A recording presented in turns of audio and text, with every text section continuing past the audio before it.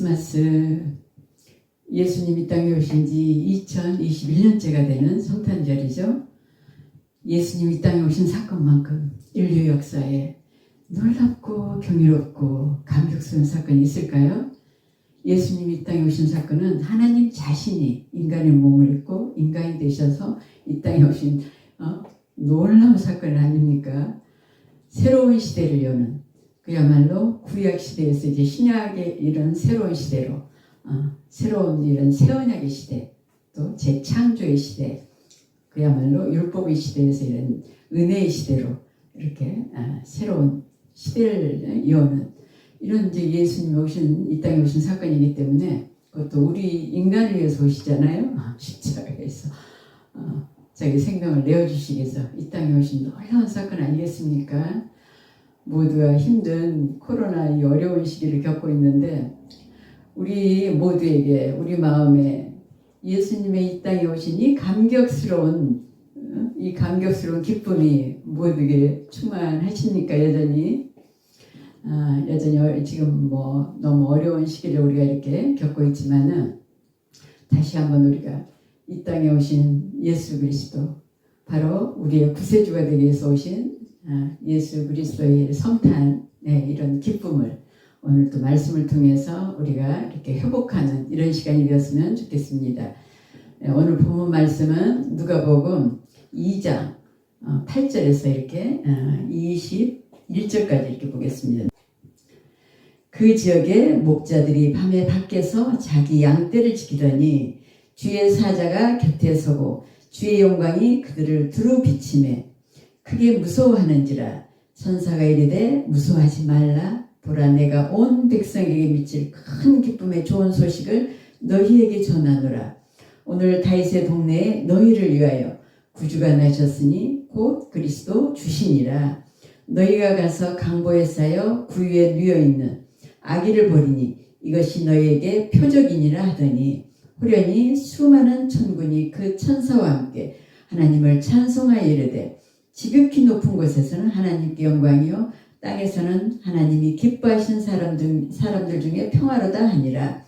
천사들이 떠나 하늘로 올라가니 목자가 서로 말하되, 이제 베들레헴으로 가서 주께서 우리에게 알리신 바 이 이루어지는 일을 보자 하고, 빨리 가서 마리아와 요셉과 구유에 누인 아기를 찾아서 보고 천사가 자기들에게 이 아기에 대하여 말한 것을 전하니, 듣는 자가 다 목자들이 그들에게 말한 것들을 놀랍게 여기되, 마리아는 이 모든 말을 마음에 새겨 생각하니라.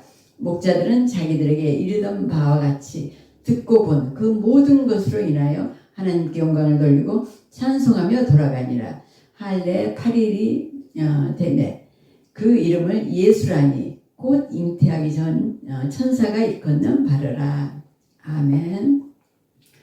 오늘 본문에 대한 제목은 가장 좋은 선물이라는 이런 제목으로 말씀을 나누도록 하겠습니다.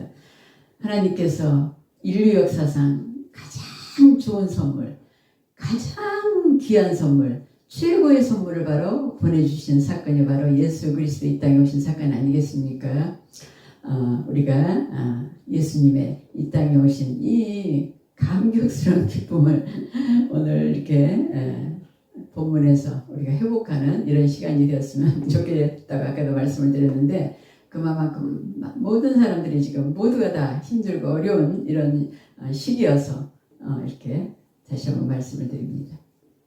오늘 본문은 성탄절 때문에 이렇게 반복될 수 있는 이런 본문이거든요.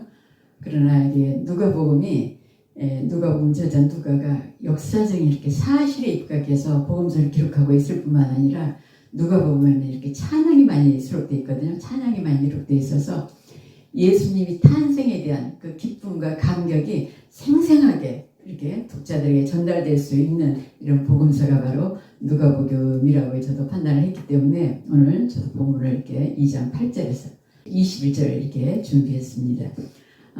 밤에 이제 목자들이 들에서 자기 양떼를 이렇게 지키고 있을 때 갑자기 천사가 나타나서 큰 기쁨의 좋은 소식을 너희에게 전하러 왔다는 거죠. 2장 10절 11절 이렇게 잠깐 보겠습니다. 천사가 이르되 무서워하지 말라. 보라, 내가 온 백성에게 미칠 큰 큰 기쁨의 좋은 소식을 너희에게 전하노라. 오늘 다윗의 동네 너희를 위하여 구주가 나셨으니 곧 그리스도 주시니라. 천사들에게 목자들에게 구주 탄생에 예수 그리스도 탄생에 큰 기쁨의 좋은 소식을 이렇게 전하면서 이제 하늘에는 하나님께 영광이요 땅에서는 하나님이 기뻐하시는 사람들에게 평화로다. 이제 우리가 14절 잠깐 보면은 지극히 높은 곳에서는 하나님께 영광이요 땅에서는 하나님이 기뻐하는 사람들 중에는 평화로다. 천군 천사가 나타나지고 이게 찬양으로 예수 그리스도의 탄생을 구주의 탄생을 이렇게 찬양으로 지금 감격스럽게 전하고 있는 겁니다. 아름답고 웅장한 천군 천사의 그리스도의 탄생에 대한 축가가 이렇게 합창으로 울려 퍼지는 가운데 이 땅에 태어나신 아기 예수님은 마국간에 태어나셔가지고 베들레헴 어느 마국간에서 강보일사에서 가축들의 먹이통 구유에 이렇게 누워 계시는 모습 우리가 너무나 잘 알고 있는 이 말씀 아니겠습니까? 너무나 잘 알고 있는 아기 예수님의 모습이지만은 다시 한번 이렇게 12절 보겠습니다. 너희가 가서 강보에 쌓여 구유에 누워 있는 아기를 보리니 이것이 너희에게 표적이니라 하더니 가장 높이 계셨던 분이 가장 높은 지극히 높은 곳에서 계셨던 분이 가장 낮은 자리 가장 천한 자리라고 할 수 있는 그 가축의 구유 먹이통에 강보에서 누워 계신 그 예수님의 모습 아기 예수님의 모습 우리를 위해서 이렇게까지 태어나실 때부터 태어나신 그 순간부터 바로 자기의 모든 영광 다 버리시고 결국 이제 십자가까지 이렇게 지게 되시는데 우리가 늘 그리스도를 그래서 우리가 바라보지 않으면 우리가 이 땅의 어려움들을 이기고 나가는데 이런 우리가 기쁨 속에서 항상 이렇게 우리가 기쁨을 회복하는 가운데에서 우리가 어려움을 다 이기고 이렇게 승리를 향해서 나가기는 좀 어렵지 않나 이렇게 저는 생각을 하고 있습니다. 그래서 늘 그리스도를 우리가 바라봐야 된다. 늘 그리스도를 바라봐야 된다. 이 모든 사건이 바로 우리를 위한 사건이기 때문에 그러는 거죠. 우리를 위한 사건이기 때문에 이 땅에 오신 바로 분명한 목적이 우리 인간을 구원하시기 위해서 오신 이 분명한 목적을 가지고 오신 분이시기 때문에 구유에 누워 계신 아기 예수님 한번 생각해 보세요. 가장 지극히 높은 곳에 계셨던 하나님 자신이 이런 모습으로 이 땅에 오신 거예요. 이런 모습으로. 예수님 탄생하기 전 벌써 700여 년 전에 이사야 선지자에 의해서 이렇게 탄생이 예언되고 있죠. 너무나 잘 아실 겁니다. 다시 한번 살펴보겠습니다. 이사야 7장 14절. 그러므로 주께서 친히 징조를 너희에게 주실 것이요 보라 처녀가 잉태하여 아들을 낳을 것이요 그의 이름을 임마누엘이라 하리라 할 것이니 임마누엘이라는 뜻은 이제 하나님이 우리와 함께 하시다는 이런 뜻 다 잘 알고 계시죠. 성탄절 이 누가복음은 각 교회에서도 이렇게 반복해서 이렇게 말씀을 전할 수밖에 없는 성탄절 본문인 것 같아요. 여러분 들으셔서 잘 알고 계실지라도 우리가 늘 예수 그리스도를 바라볼 수밖에 없는 사람들이기 때문에 바라봐야만 이 땅에 어려움들을 다 이기고 우리가 승리를 향해서 나아갈 수가 있는 아까 제가 서론에서도 말씀을 드렸지만 우리가 그래서 늘 예수 그리스도를 바라봐야 되는 거예요. 우리를 위해서 그 가축의 구유에까지 태어나셔서 마국간에 태어나셔서 가축의 구유에까지 이렇게 누워 계시는 아기 예수님 우리를 위한 모든 사건이기 때문에 늘 우리가 예수 그리스도를 바라볼 수밖에 없는 거예요. 누가복음 1장 26, 27, 37절 이렇게 잠깐 보겠습니다. 여섯째 달에 천사 가브리엘이 하나님의 보내심을 받아 갈릴리 나사렛이란 동네에 가서 다윗의 자손 요셉이라는 사람과 약혼한 처녀에게 이르니 그 처녀의 이름은 마리아라.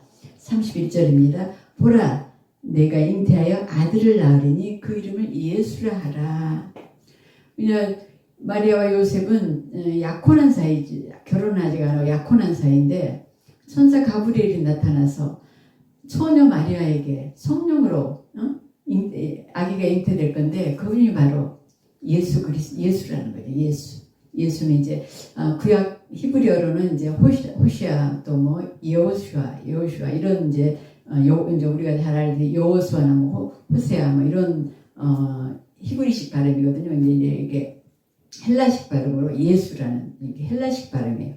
여호수아나 또 호시아 뭐 이런 히브리 이름의 이름인데 이제 헬라식 발음으로 예수라는 이런 뜻이거든요. 이 예수라는 이 이름의 뜻은 구원할 자라는 이런 뜻인 거 아시죠? 자기 백성을 죄에서 구원할 자.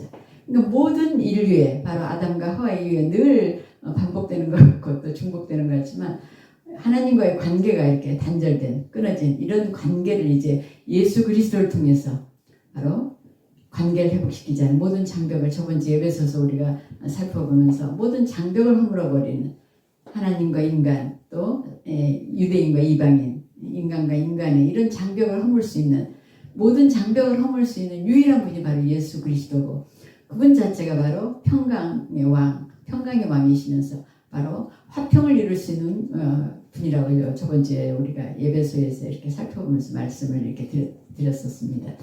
그렇기 때문에 하나님 자신이 직접 이 땅에 오셔서 이런 모든 관계 회복을 시키기 위해서 오신 거예요. 모든 장벽을 허물어 버리시기 위해서 그리고 관계가 회복되고 십자가에 자기 생명을 내어주셔서 이런 모든 걸 회복시키지 않습니까? 그러시기 위해서 이제 태어난 성탄절 아니겠습니까? 그러니 우리가 어떻게 감사하고 감격하지 않겠습니까? 지극히 높은 곳에서는 하나님께 영광이요. 바로 땅에서는 하나님의 기뻐하심을 입은 자들, 은혜를 입은 자들이죠. 은혜를 입은 자들의 사람들 중에 평화로다.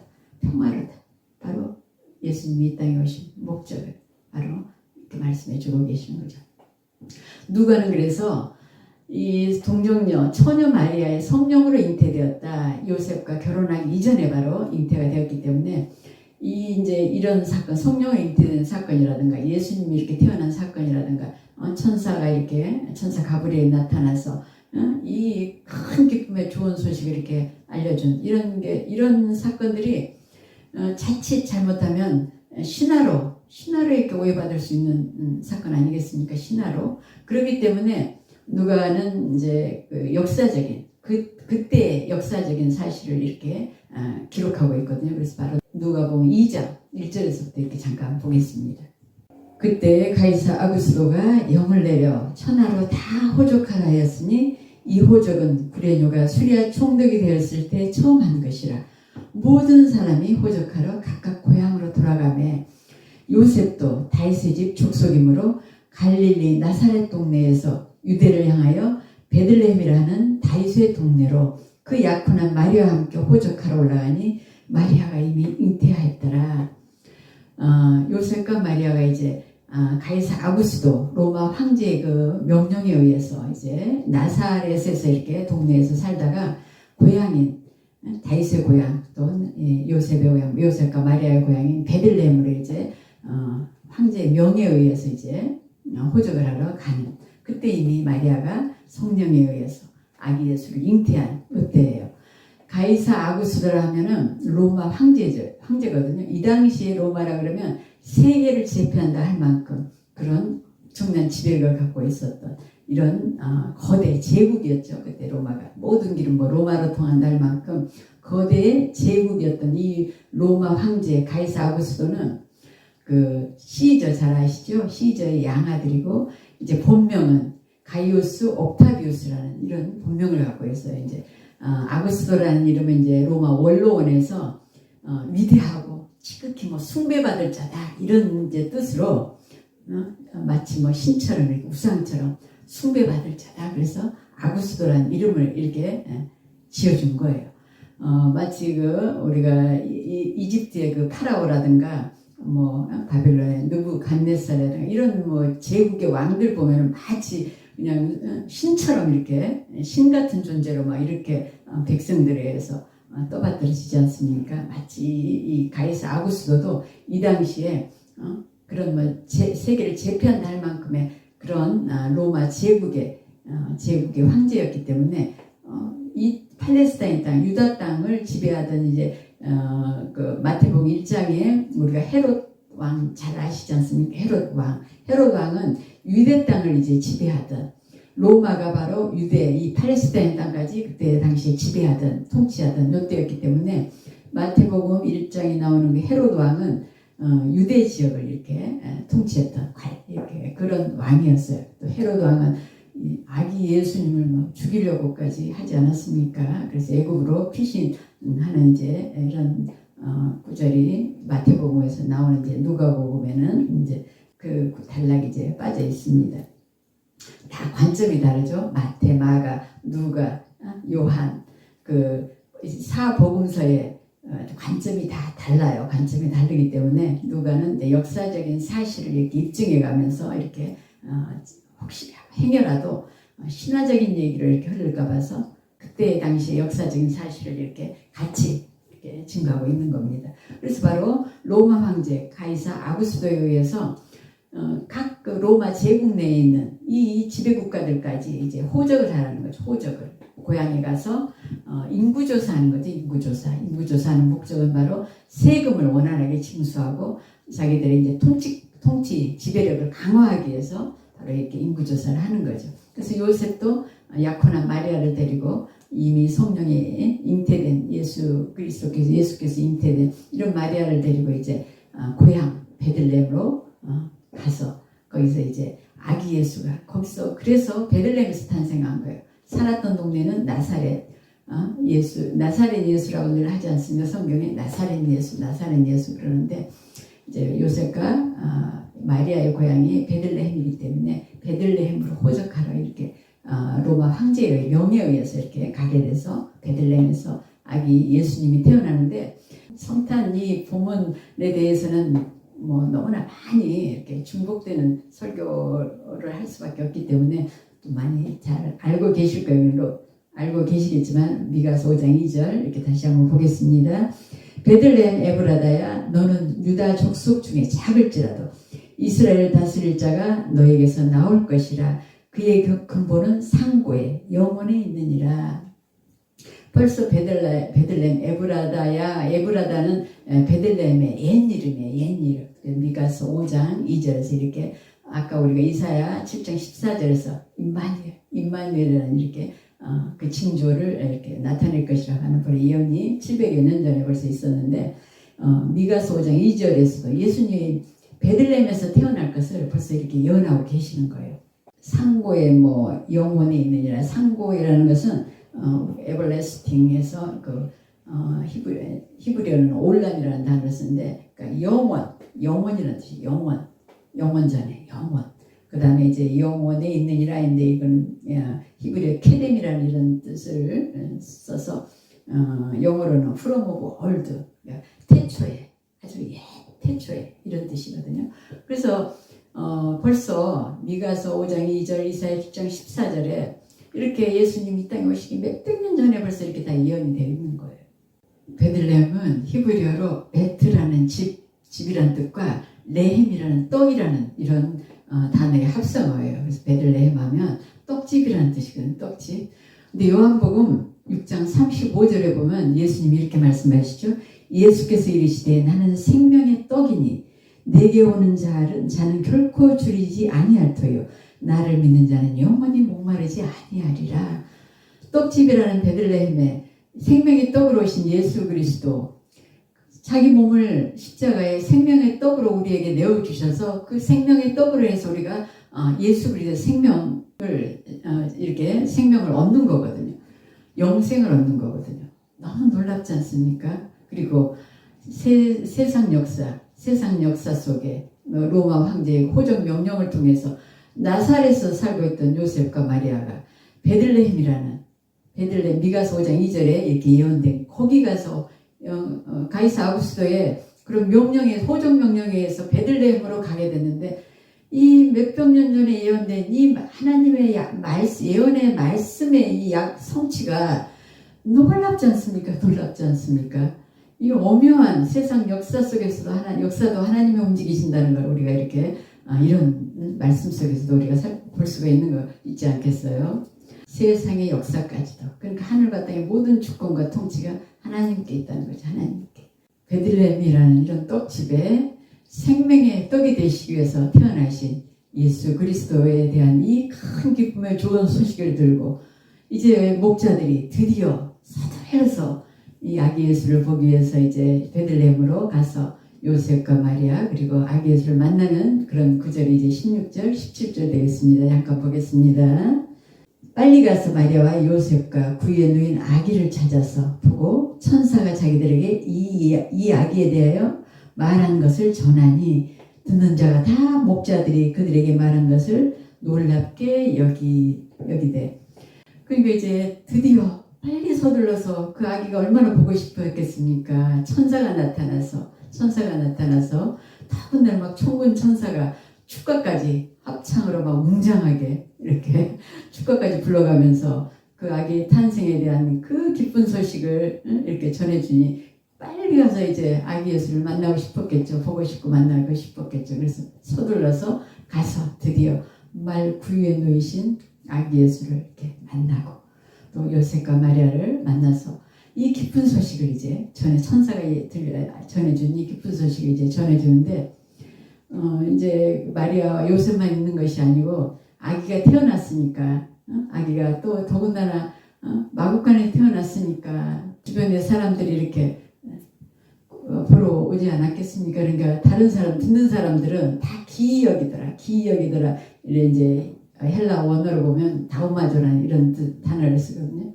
다우마조는 의심스러운 거예요. 의심스러우면서도 기이한 거예요. 의심스러우면서 기이하고 놀라는 이런 뜻이 담겨있는 단어가 바로 다우마조인데 요셉과 마리아 말고 다른 사람들은 이렇게 의심스러우면서 이제 목자들의 예수님 탄생에 관한 천사들이 들려준 이 소식을 전하니까 다른 사람들 때는 의심스럽고 그러면서도 놀랍고 기이하고 이런 뜻이 이렇게 담겨있는 단어가 다우마조예요. 그러나 이제 마리아는 목자들이 전해준 천사의 그 말씀을 마음에 간직했다고 되어 있어요. 마음에 간직했다. 마음에 새기고 바로 생각하니라. 여기에서 마음에 새긴다는 것은 마치 보물처럼 이렇게 간직하다는 이런 뜻이거든요. 바로 헬라 원어로 보면은 쉰테레오라 이런 단어를 쓰는데 영어로 보면 트레저 보물처럼 소중히 간직한다는 이런 뜻이에요. 그리고 생각하다는 것은 이제 쉰발로나 이런 단어를 쓰는데 이제 이거는 폰도 마음속 깊이 생각하는 거죠. 그러니까 보물처럼 천사가 들려준 이 소식을 보물처럼 이렇게 마음속 깊이 간직하면서 깊이 숙고하면서 생각했다는 마리아는 벌써 가브리엘 천사에게 예수 성령으로 잉태돼서 바로 예수님에 대한 그 소식을 바로 전에 들었지 않습니까? 그러니까 깊이 그냥 그 소식을 다시 가슴속 깊이 새기면서 보물처럼 간직하면서 깊이 숙고하면서 이렇게 생각했다는 이런 말씀이 바로 19절 되겠습니다. 19절 마리아는 이 모든 말을 마음에 새겨 생각하니라.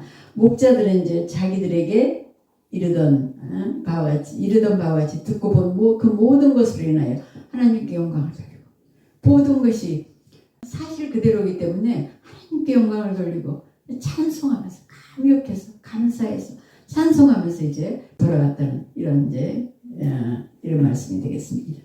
21절은 유대인의 관례에 따라서 아기가 태어나면은 8일째 되는 날에 이제 할례를 이렇게 받잖아요. 할례를 받기 때문에 아기 예수님도 탄생하신 지 8일째 되는 날에 이제 유대인의 그런 관례를 따라서 할례를 받기 위해서 이제 그때 예수라는 이름을 처음 이제 불려졌다는 이런 말씀이 21절 되겠습니다.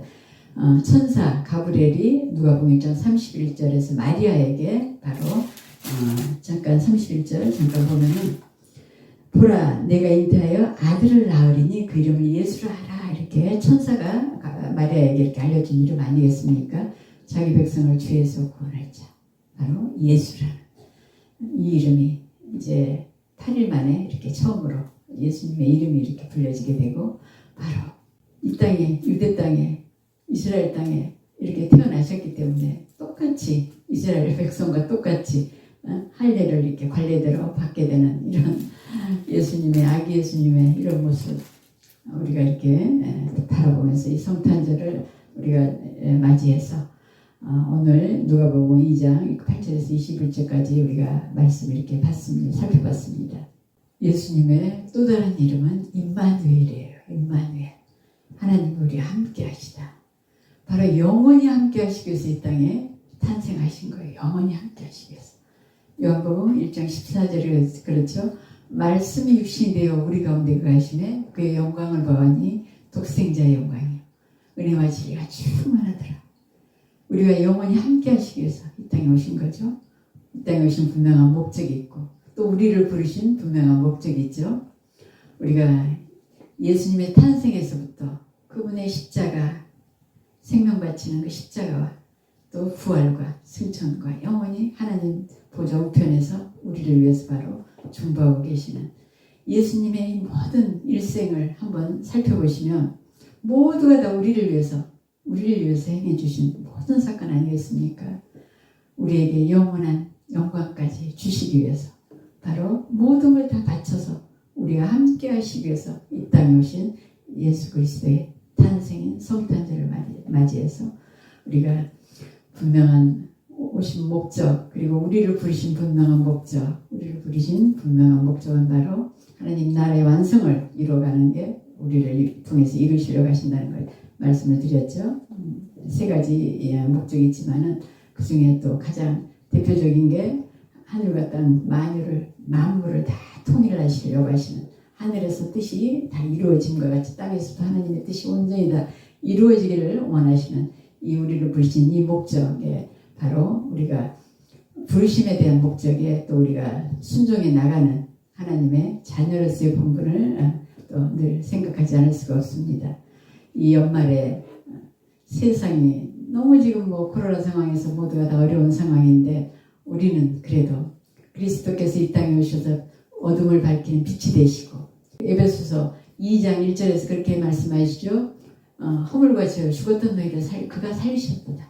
예수님이 바로 우리를 살리시기 위해서 오셨기 때문에 이 생명을 받은 자로서 이 사랑을 받은 자로서 이 긍휼함을 입고 은혜를 입은 자로서의 그런 또 우리가 하나님의 영광을 드러내고 하나님의 찬송이 되어서 기쁨을 드리는 이런 우리 모두가 이렇게 되셨으면 좋겠습니다. 오늘 성탄절 오늘 예수님의 이 탄생의 기쁜 소식 지극히 높은 곳에서는 하나님께 영광이요 땅에서는 하나님께 기뻐하심을 입은 자들의 평화로다. 기뻐하심을 입은 자라는 건 하나님께 은혜를 입은 자들이라는 이런 또 다른 의미로 이렇게 해석을 할 수가 있습니다. 그래서 바로 우리가 하나님께 은혜를 입은 자들이기 때문에 이 은혜 입은 자들로서의 또 하나님의 영광을 드러내는 우리 모두가 되시고 예수님의 이 땅의 탄생의 이 기쁨이 우리 성탄의 기쁨이 회복되기를 이렇게 제가 서두에서 말씀을 드렸는데 우리가 모든 예수님의 이 모든 역사를 보면 모든 이 사역을 보면 다 우리를 위한 사건이기 때문에 우리가 예수님을 항상 바라봐야 된다고 말씀드렸죠. 예수님을 항상 바라보면서 그분의 탄생의 이 성탄의 이 기쁨을 가지고 우리 모두가 어려움도 다 이기고 승리로 향해서 나가고 또 여전히 우리는 도전하고 나가야 되는 사람들이기 때문에 도전하고 이렇게 하나님 영광을 드러내는 우리 모두가 되시고 세상을 좀 따뜻하게 그리스도의 사랑을 이렇게 흘려보내서 그리스도의 사랑을 나타내서 세상은 더군다나 이 추운 겨울 아니겠습니까? 추운 겨울 이 겨울에 그리스도의 사랑으로 우리가 이런 사랑으로 녹여나가는 따뜻한 세상을 만들어 나가는 아름다운 세상 살기 좋은 세상 좋은 세상을 만들어 나가는 우리 모두가 함께 동참하여서 함께 영광 나타내시기를 그리고 우리 모두가 승리해 나가시기를 간절히 축원드립니다.